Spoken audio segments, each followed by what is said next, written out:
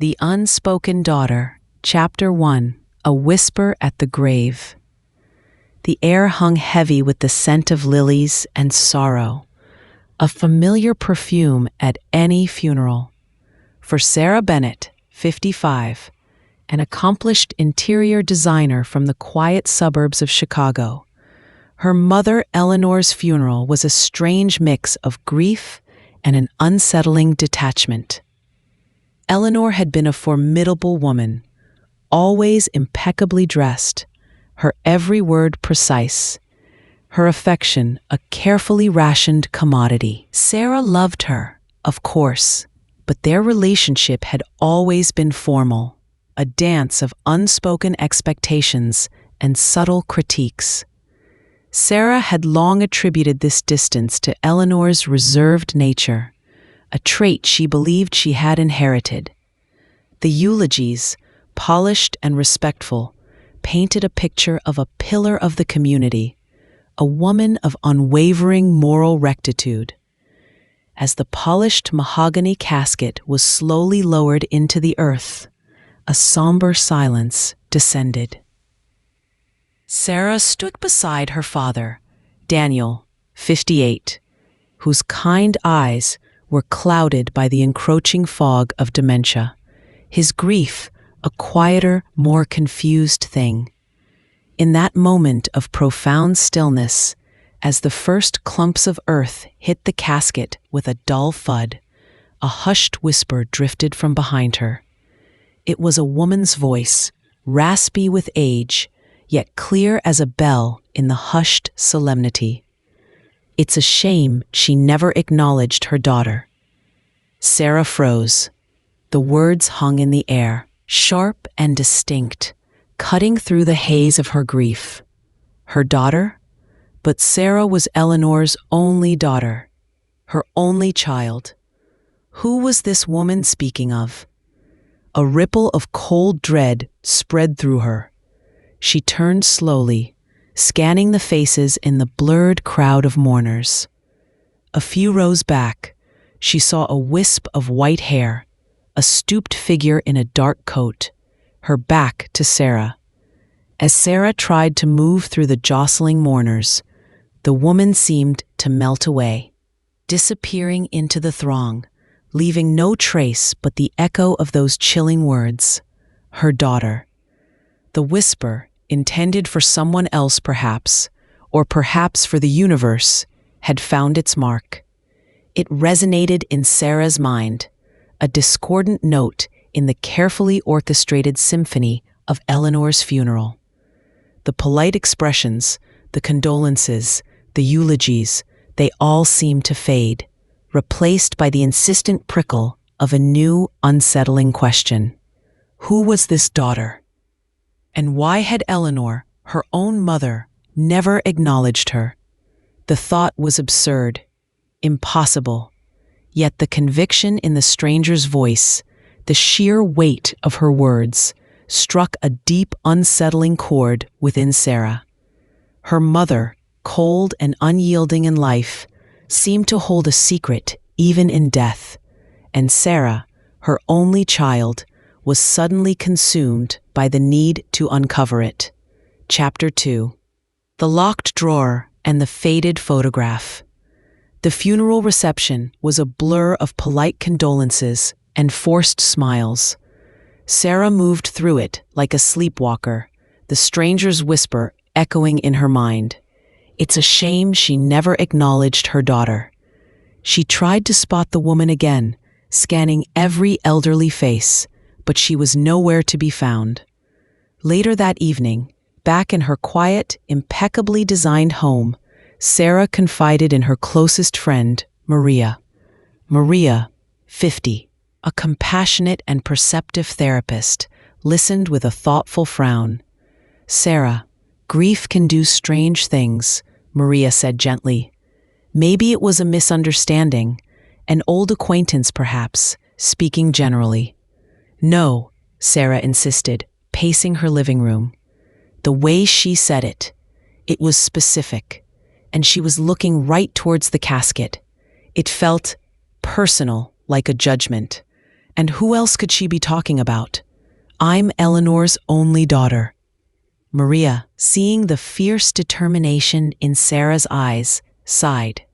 Okay, if you truly believe there's something there, we'll look.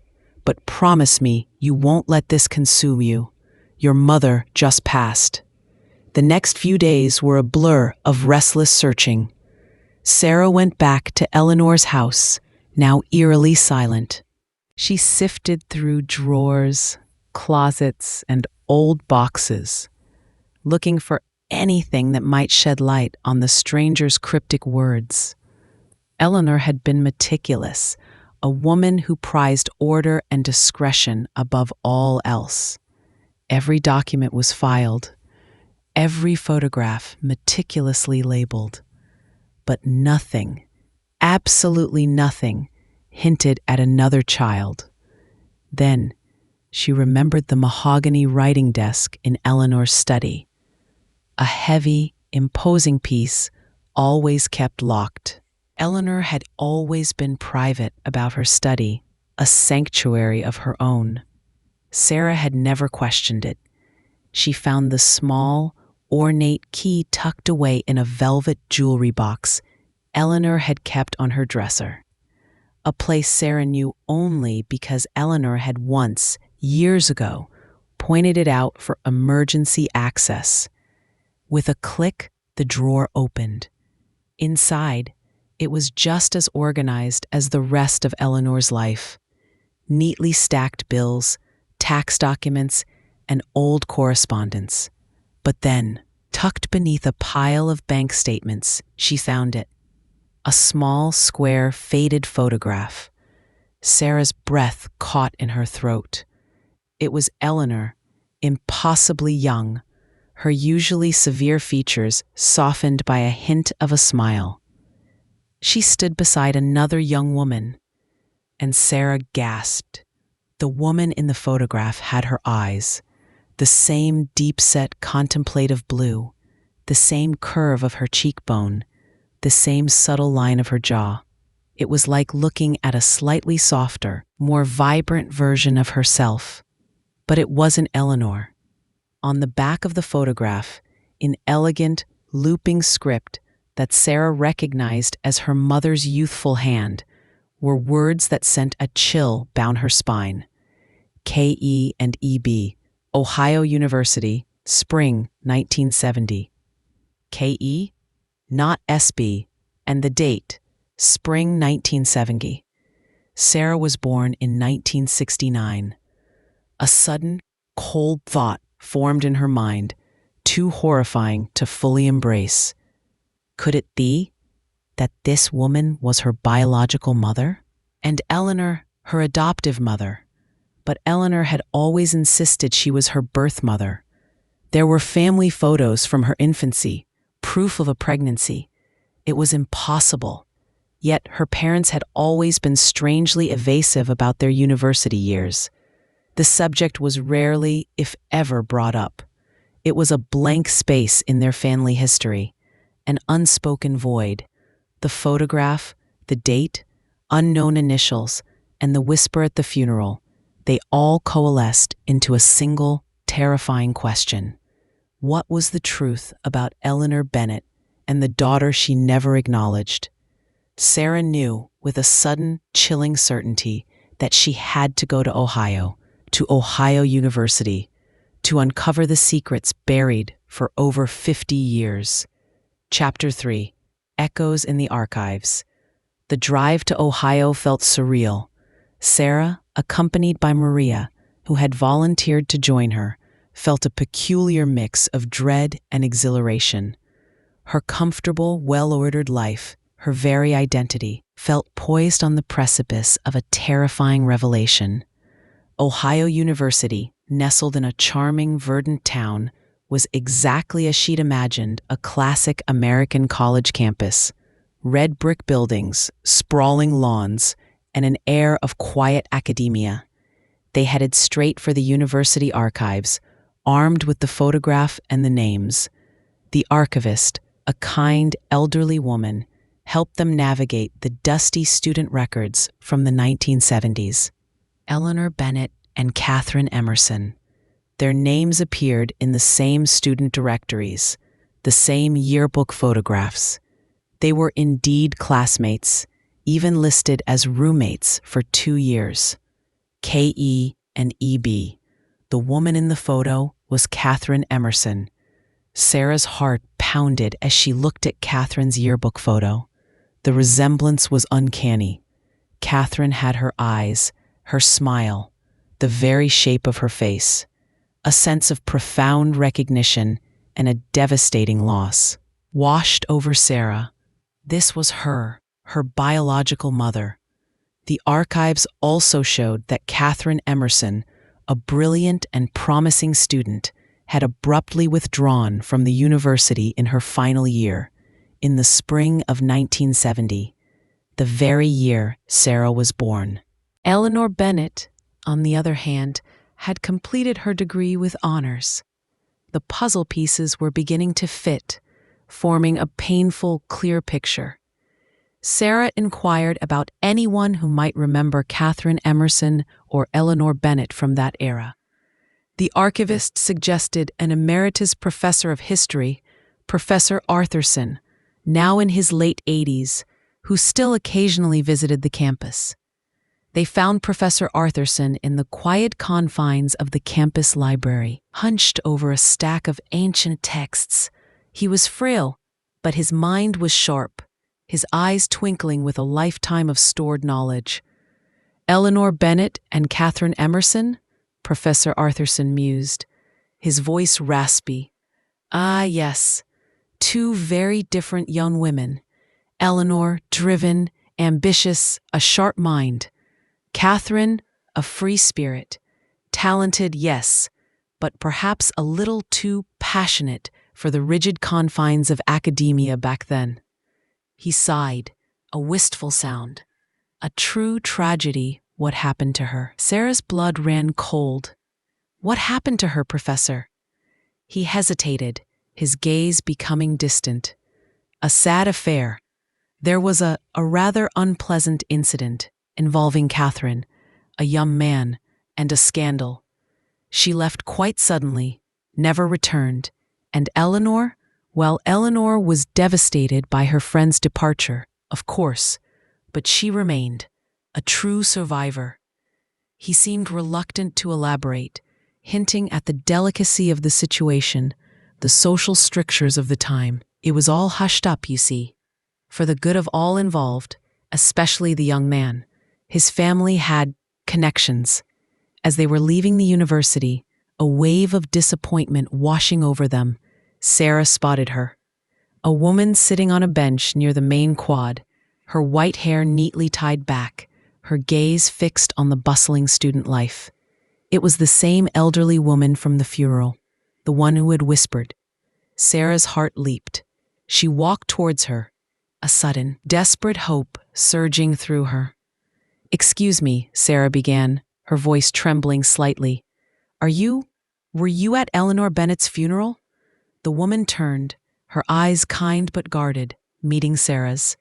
A flicker of recognition, then deep sadness, crossed her face. "Yes," she said softly. "I was. You must be Eleanor's daughter, Sarah." "I am," Sarah confirmed, her voice barely a whisper. "And I heard what you said, at the graveside, about Eleanor never acknowledging her daughter." "Who were you talking about? Who was this daughter?" The woman's eyes welled with tears. "My name is Sophia Martin," she said, her voice thick with emotion. "And I was talking about you, dear. You are the daughter Eleanor never acknowledged. And Katherine Emerson, she was your real mother." Chapter 4. The Betrayal Unveiled. Sophia Martin, her voice filled with decades of suppressed sorrow, began to tell her story. She had been Katherine Emerson's closest friend at Ohio University, living in the room next door. She knew everything. "Katherine and your father, Daniel," Sophia began, her eyes wet with tears. "They were deeply in love, a passionate, vibrant love. Daniel was a charming, intelligent young man, and Katherine, she was light. She shone. Everyone loved her. They were inseparable. Sophia paused, a shadow crossing her face. Then there was Eleanor, your adoptive mother. She was Catherine's roommate, and she was secretly, desperately in love with Daniel herself. A quiet, intense obsession that Catherine, in her open-heartedness, never fully perceived. The story unfolded, a cruel tapestry of love, betrayal, and devastating social pressure. Catherine had become pregnant in the spring of 1969. Daniel, initially supportive, was terrified. His family, wealthy and deeply conservative, were pillars of their community. A scandal of this magnitude would shatter their reputation, ruin Daniel's burgeoning career, and dishonor the family name. His father, Sophia recounted, her voice hardening, a truly formidable man, gave Daniel an ultimatum: marry Eleanor Bennett.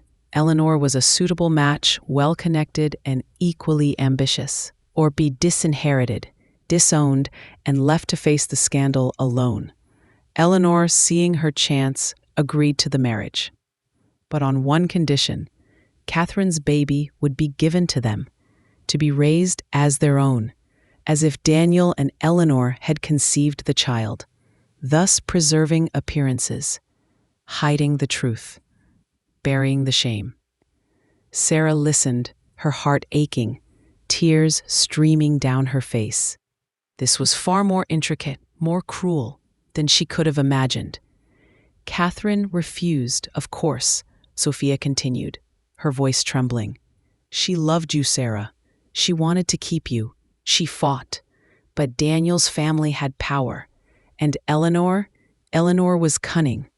They arranged for Catherine to be declared mentally unstable. A hysterical young woman, overcome by the shame of an illegitimate pregnancy. They had her confined, briefly, to a private sanitarium. And while she was there, recovering from the emotional and physical trauma of childbirth, they took you. They formally adopted you, making it look as if you were adopted from a distant, unknown family. All legal, all clean, all a lie. Sarah gasped, a choked sob escaping her. She had been stolen, not abandoned, stolen. Catherine was devastated, Sophia said, tears streaming down her own face. When she came out, she was broken. She tried to get you back.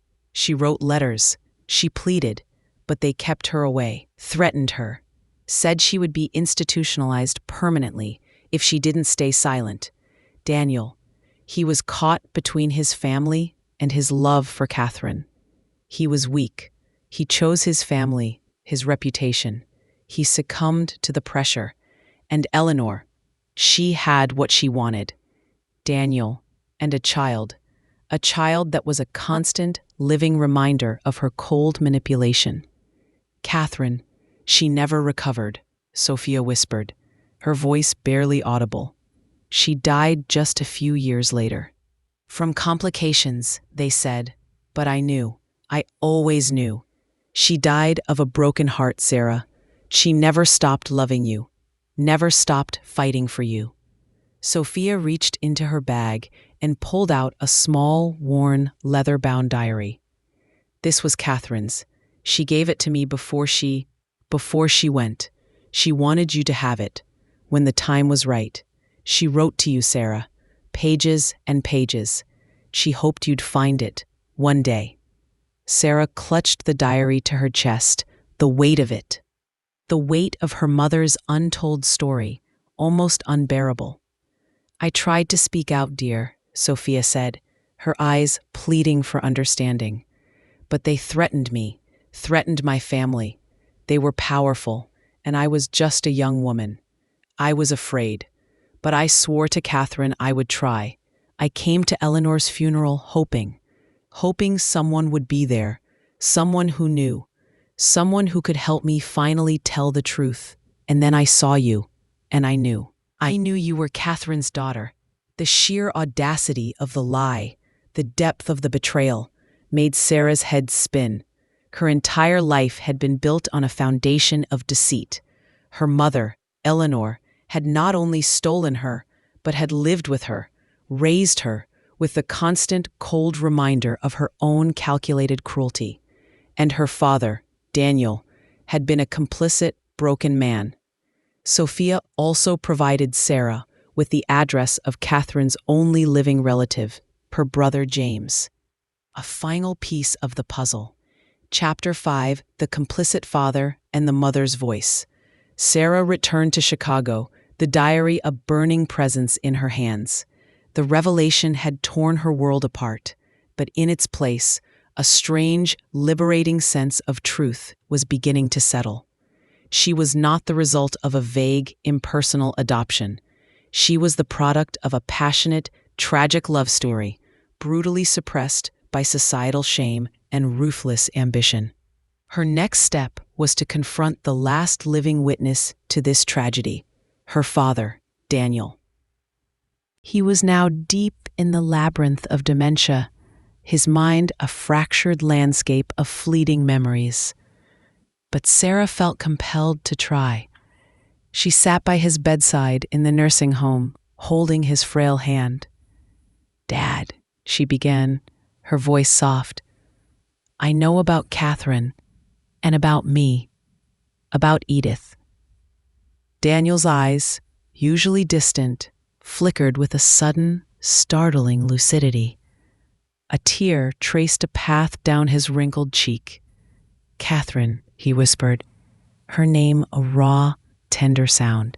"My Katherine." He squeezed Sarah's hand, his gaze filled with a profound sorrow. "I'm sorry, my girl, so sorry. I was weak. They threatened to ruin me, to ruin us. Eleanor, she was so powerful."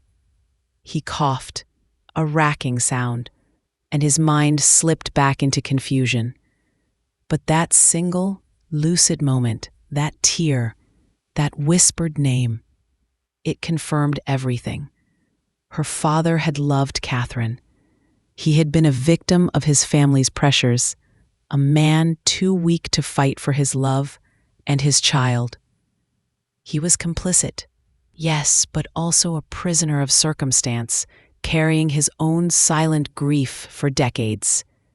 Later, alone in her home, Sarah opened Catherine's diary. It was filled with a mother's undying love for her child. Katherine wrote about her every day, her hopes, her fears, her dreams for the little girl she had only held for moments. She wrote about her desperate attempts to see Sarah, to fight for her, and the devastating brick walls she met at every turn. November 5th, 1970. "They say I'm crazy, that I imagine her, but I hear her cry at night. My Evelyn, my sweet girl, I will not forget you. I will never forget you. And one day, you will know. You will know how much I loved you, how much I fought." August 1st, 1974. "The doctors say I am fading. My body is weak, but my spirit remains strong. It is for you, my daughter. To you, I leave this truth. May it bring you peace. May it bring you freedom. Forgive your father. He was broken. And forgive Eleanor. She was consumed. My heart is yours, Evelyn, always." The final entries were written with a fading hand, but the love, the clarity of her devotion shone through every word. Katherine had died knowing she had been robbed, but holding on to the hope that her daughter would one day find the truth. Sarah found Katherine's brother, James, now 72, living quietly in Ohio. He confirmed Sophia's story, adding details about Katherine's vibrant spirit, her tragic decline, and the suffocating pressure exerted by Daniel's family. He had always known Sarah was Katherine's daughter, but he had been sworn to secrecy, threatened with legal action if he ever spoke. Seeing Sarah, seeing Katherine's eyes in her, brought him a profound sense of relief. "She never gave up on you, Sarah," James said, his voice thick with emotion. "Not for a single day. She lived for the hope that you would know, that you would understand." The truth was a heavy burden, but it was also a profound liberation. Sarah was not the product of a cold, distant woman, but the beloved child of a mother who had fought and ultimately died for her. Eleanor's coldness now made sense. It was the constant reminder of her own calculated betrayal. Daniel's passivity, his hidden sorrow, was the burden of a man who chose reputation over love. Chapter 6. A Legacy Reclaimed. Returning to Chicago. Sarah found a profound new clarity in her life. The pain of her past, the lie that had shaped her identity, was now transmuted into a powerful understanding. She was not the unacknowledged daughter of a cold, ambitious woman. She was the beloved daughter of Katherine Emerson, a woman whose spirit, though tragically cut short, now resonated deeply within her. The first thing Sarah did was to sit down with Maria, sharing every detail, every agonizing truth from Katherine's diary. Maria, deeply moved, became an even stronger pillar of support. Sarah chose not to publicly expose the full extent of the past scandal. Her father was too far gone, and the family name of the Hartwells, though powerful, was fading into history. Instead, she chose to honor Katherine in a way that truly mattered. She established the Katherine Emerson Memorial Fund for the Arts at Ohio University, in the very place where Katherine had once shone so brightly. The fund provided scholarships for talented art students, especially those facing financial or social hardship. It was a quiet act of defiance, a subtle reclaiming of her mother's legacy, ensuring that Katherine's name, once buried by shame, would now be associated with beauty, creativity, and opportunity. Sarah also sought out Dr. Chester again, and they formed a quiet, profound friendship. They shared stories of Katherine, piecing together the vibrant life that had been so cruelly interrupted. Her understanding of her own identity had shifted. She was no longer Sarah Bennett, a woman subtly defined by her mother's coldness. She was Sarah Emerson Bennett, a woman with a rich, complex heritage, a story of love and loss, and a fierce determination to live authentically. She often visited her father, Daniel, in the nursing home. Though his mind rarely cleared, sometimes, in a fleeting moment, he would look at her, a glimmer of recognition in his eyes, and whisper, "Katherine." In those moments, Sarah saw not the weak man who had abandoned her mother, but the young man who had loved deeply, broken by forces beyond his control. She offered him a silent, compassionate forgiveness. The house, once filled with the ghosts of Eleanor's unspoken secrets, now felt different. It was a space for truth, for acceptance. Sarah rearranged her personal photographs, giving a prominent place to Katherine's faded picture, placing it beside an old, cherished photo of her father Daniel in his younger days. The journey had been arduous, painful, but ultimately liberating. The whisper at the grave had opened a door to a past she never knew existed. It had revealed a story of shame, manipulation, and sacrifice, but also of enduring love. Sarah had found her true mother, and in doing so, she had found herself. Her life was no longer defined by a hidden truth, but by the courage to uncover it, the compassion to understand it, and the strength to live fully, authentically, in its light. She was Eleanor's daughter, yes, but she was also Katherine's, and that was a legacy she would proudly carry forward.